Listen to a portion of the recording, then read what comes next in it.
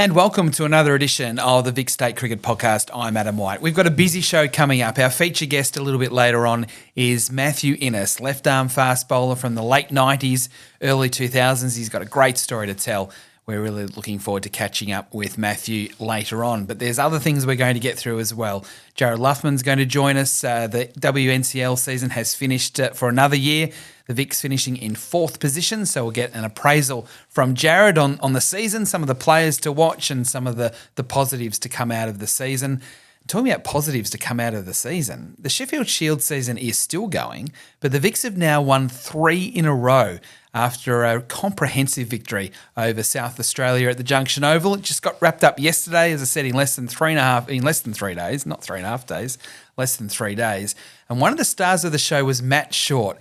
Matt got his first Sheffield Shield century after getting his first BBL century and his first one-day domestic century this summer as well. He's in amazing form, and we caught up with him after his 100.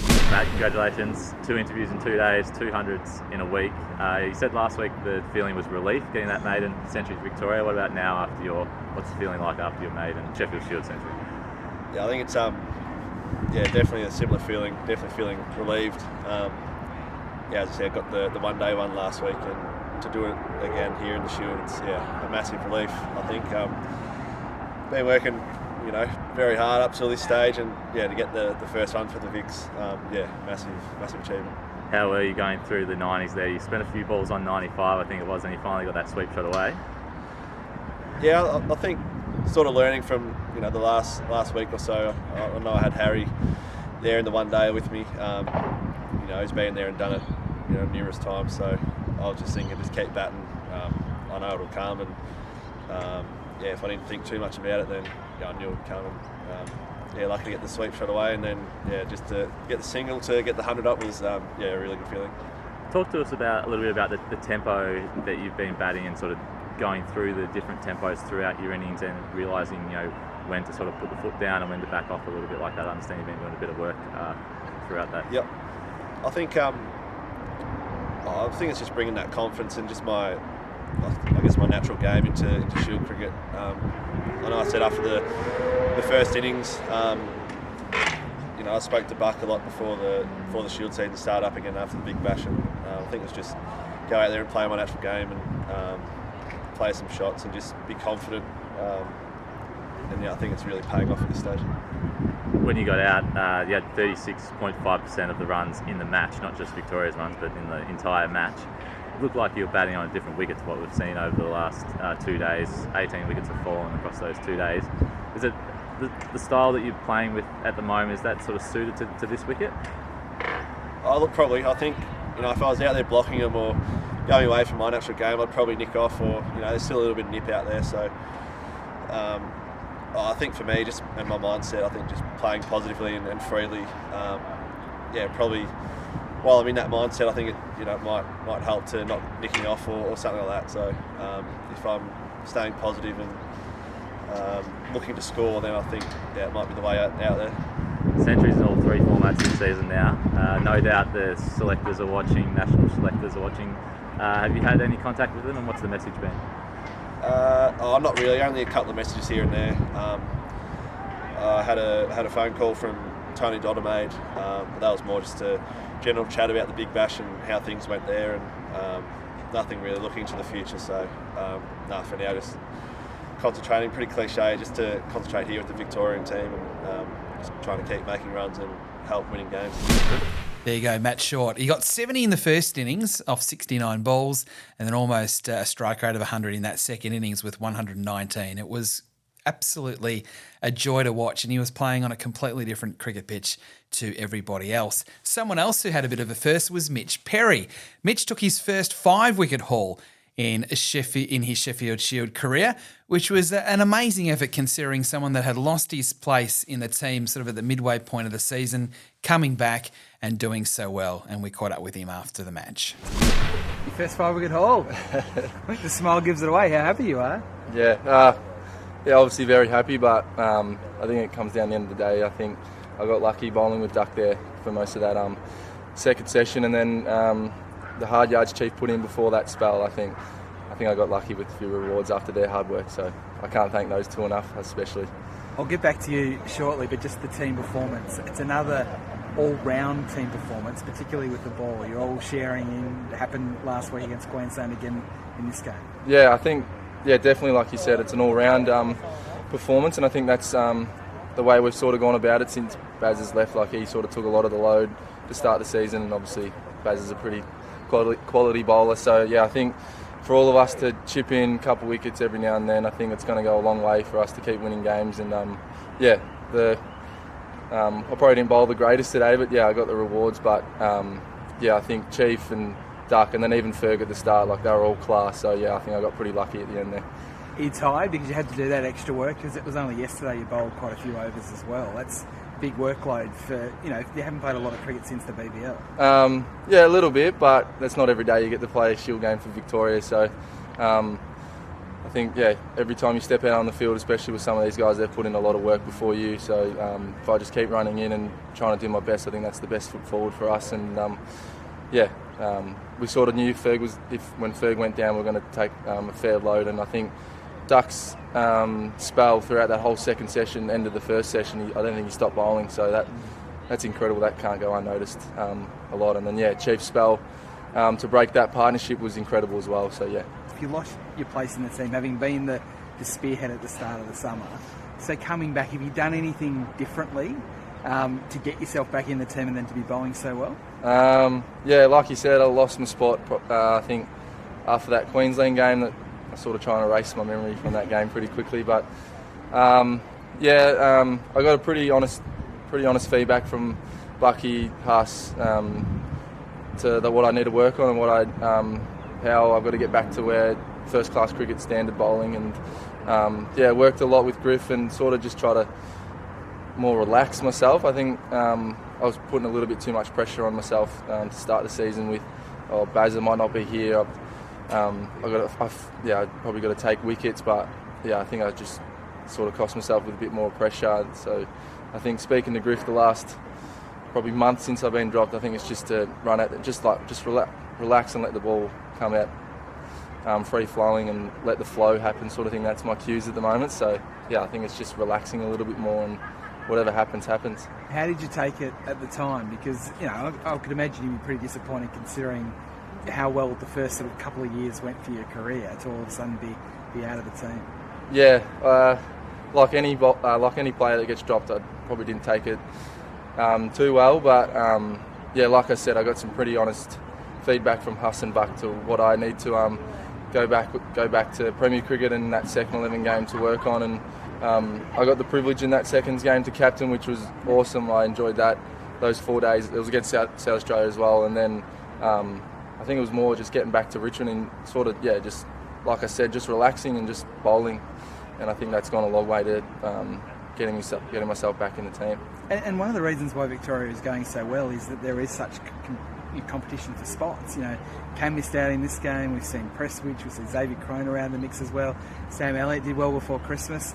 So while it can be brutal, at the same point, you guys are sort of pushing each other for that spot in the team. Yeah, absolutely. Like, we've got a real good core group of bowlers now. So we've got to put performances on the board in Premier Cricket seconds, and then when you get the chance to play for Victoria, there's no real you're going to play and get some opportunity. It's not like that anymore because there's guys knocking at the door like we saw. Like your spot can get taken pretty quickly, and but I think that's good. It's all very good, positive competition, I think. So, and all the bowling group loves each other. So whoever gets the crack, I think we're all very happy for each other.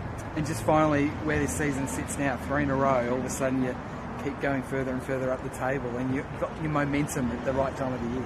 Yeah, absolutely. I think that win before Christmas against the Blues, I think that was a hell of a win, especially out here. I think it was a little bit flatter than what it was, and for the boys to win that game, I think that sort of just got us rolling into Big Bash, and then to come out after Big Bash and beat a really good Bulls side, and especially a very good South Australia side. I think the way they were going as well, they're in some very good form as well. So I think to go 3 on the trot and sort of hang on to second, and hopefully a few results go our way and we can stay in second and on to the next one against the Blues again, I think. So there's Mitch and also Matt. What about the coach, Chris Rogers? It's fair to say He's trying to sort of keep things into perspective, just not sort of saying too much at the moment to get too excited, but he was pretty proud of the group after those 3 wins in a row. What's your assessment of that performance? Now 3 in a row.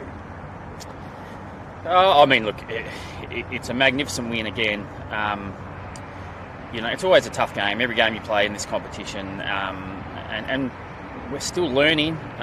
We made some mistakes along the way, but I think the way we played in patches was pretty incredible, really. And the discipline this young group is showing, and the fight they're showing is quite superb. So really, really proud of the team, and some of the individuals involved too. I think they've been quite impressive with how they've got it. It hasn't been an easy journey for a few of them. They've had to fight back, but to perform the way they did has been unbelievable. I'll ask you about some of the individuals in a minute, but the killer instinct that this group seems to have, despite being so young and inexperienced, I feel is quite a feature of a lot of what's happened in these last 3 wins. Oh, yeah, I mean... With the bowling group particularly. Yeah, I mean, we don't want to get ahead of ourselves. I think that the discipline really is the thing that's standing out. We're setting some targets for ourselves, and we seem to be kind of reaching them, which is really impressive because it's still a young bowling group. So it shows that we've got some excellent young players on our hands, and there's big careers for some of those guys as well. So there's a long way to go with this group, but the early signs are really good. A word on Mitch Perry. We just spoke to him after getting his first 5-wicket haul. He lost his spot in the team sort of at the midway point. He talked about that, how he was disappointed but took on the feedback and seems to have come back a better bowler. Yeah, I mean, your journey isn't linear. You have your ups and downs. You get challenged along the way. And sometimes you just need to go back, find some confidence, work on a few things. We probably identified a couple of little things that he needed to work on. And the great thing about him was he was really receptive. He went and captained a 4-day second 11 game, loved the experience, took a lot of confidence out of it. And you see with the last 2 games, he's been a huge contributor in both of those games. So for this, the rewards in this game just goes to show all the work he puts in is well worth it, and hopefully this is a sign of things to come. I'll leave the best to last, but Fergus O'Neill, firstly, his injury, is he okay? And then secondly, what he was able to do, first innings 4 wickets and then 2 early ones before he went down. This story just keeps getting better. Yeah, I mean, I think he's transformed us, really. We've probably been looking for a new ball bowler, and one who obviously takes wickets but controls the run rate, and he does both, which is superb because the perception is he doesn't bowl fast enough, but he's so accurate and he makes batters make decisions all the time. So he's been brilliant and bowls big spells for us as well, and helps us, as I said, control the opposition. So it's been excellent. And he's quickly made himself a permanent feature in both our sides. So the injury he suffered today is obviously a worry. He rolled his ankle. I thought a sniper had shot him, to be honest, the way he reacted. But yeah, I think he's an outside chance to play on Sunday in a must-win 1-day game. So fingers crossed for that one. Is there a bowler that you can think of that he's like? Because he seems to be so different to most other bowlers you see at the moment in first-class cricket. I mean, I see those bowlers quite a bit in England. Played with a few of them, so they have value. If particularly, in an era where so many guys play T20, a lot of players don't actually practice their forward defence. So if you're good enough to challenge that, you can make a living that way. But probably Adam Dale. Adam Dale, when I came into my career, he terrorised me. And it was hard work because he would always ask those questions. So, funnily enough, Adam's a bit of a mentor of Ferg as well. I think the analogy is the big tall ones are the Ferraris, and they're the kind of the Toyota Camrys who just do the job. So he has been doing the job for us. Just on Matt Short, we spoke to him earlier in the week about freeing the mind, and a chat that you had with him about, well, how do we get you to play like you're playing in the Big Bash for Victoria? Can you share a little bit about that conversation without going into any secrets, but also unlocking this incredible form that he's displaying? Yeah, I mean, Shorty's an interesting one. You watch him in the pre-season nets and you think, oh my God, he's got it. This is his year, and he hadn't been doing it. And I guess the coaches, we probably question our method. How are we trying to help him as well? And probably we've got it wrong. So it was a conversation around how can we kind of take the pressure off him a little bit and stop him thinking about his processes as much and just think about batting. Just think about going out there, trying to hit the ball in the gaps, and take it on. And I kind of heard him talk a little bit about the baseball analogy. And for me, it's being able to get through tough times, but when you get the opportunity to take the opposition down, you take him down. And he has that skill like few others. So, he's got to utilise that skill when he can. And this game, he went out and showed just how good a player he is, and he looked like he was playing on a different pitch to everybody else. He did. Now, he lost his spot in the team, and remarkably, for someone that's got a fair bit of experience, not that we were losing faith in him, but did you start to think, run out of answers almost before the big bash? Not really. For us, it was, he doesn't need experience out here playing. He's got a lot of experience. He's just always needed to figure out how to kind of put it together and score a run. So it was probably even that, letting him go back into the into Premier Cricket and just away from the pressure a little bit and just allowing him to play. And he's been excellent. And then going to the T20 and gaining so much confidence out of that, working with some coaches there as well, I think that's been really helpful. And you just see a completely different version out there playing, and it's so fortunate for us. It's quite incredible to think he hasn't got in his probably 7-year career or 8-year career for Victoria, he hadn't got 100, and then he gets 2 in a week. I mean, it's amazing. So that was the happy coach, Chris Rogers, after Victoria winning by 177 runs, as I said, within 3 days, which is quite remarkable at Junction Oval. So those numbers for Matt Short, 70 and 119. And when you look at it, Victoria only scored 169 in the first innings and then 312. So it's just quite remarkable that he was able to do what no one else was able to do in the match. Talking about coaches, Victorian coaches, we've got Jared Luffman with us, the women's coach. Jared, thanks for joining us on the program. Thanks for having me, Whitey. Did you get to see any of what Matt was doing? I did, mate. I was actually up in the box next to you listening to your dulcet tones call the game. The last couple of days, had the opportunity to sit up with Chris and the other coaches. And, yeah, Matt is a player I've sort of known for a while, and I suppose coming off a great BBL has probably really helped him, it appears. Like he's gone into one-day cricket, scored his first 100, followed it up in Shield cricket. And, at times during that innings, he looked like he was batting on a different deck. So it's really pleasing to see. He's got a really good grasp of his game at the moment. He's obviously confident. So it's interesting from a coaching perspective, which obviously you are, about there's so many layers to coaching to get the best out of players. And it seems with Matt, it's not about hitting a better cover drive or a better pull shot. It's more the mental freeing up of him, which has seen him do so well. Yeah, I certainly wouldn't know what it's like having that much talent.